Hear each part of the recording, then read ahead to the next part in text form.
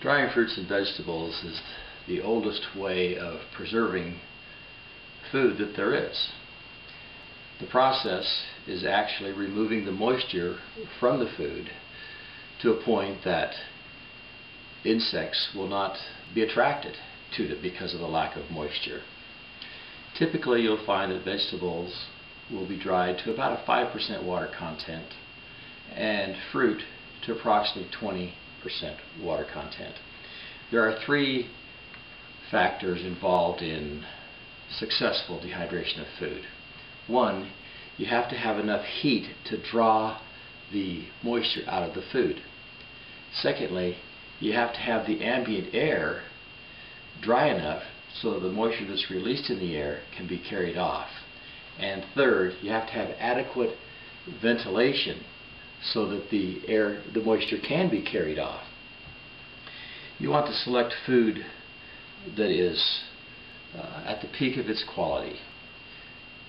Not particularly overripe, but you do want firm, mature vegetables and fruits. Once you've dehydrated them, you want to package them in tightly sealed containers. A Ziploc bag is great. You might find other containers that work well for you too. Then store them in a dry, cool place. Properly dehydrated and processed food will last well over a year. The key is getting the moisture out of the food that you're dehydrating as quickly as possible at a temperature that does not cook the food.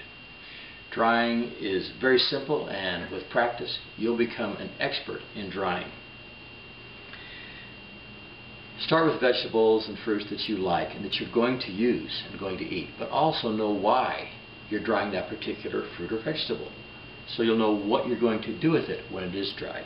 For example, you dry this banana. Will it be a little snacks for the kids to take to school or to the soccer match?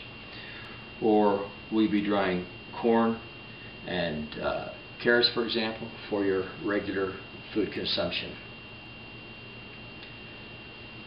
The vegetables that you dry should be fresh, and important is that to maintain a high quality, and to maintain as much nutrition as possible, process and dry the foods as quickly as you can once you've harvested the fruit or vegetable.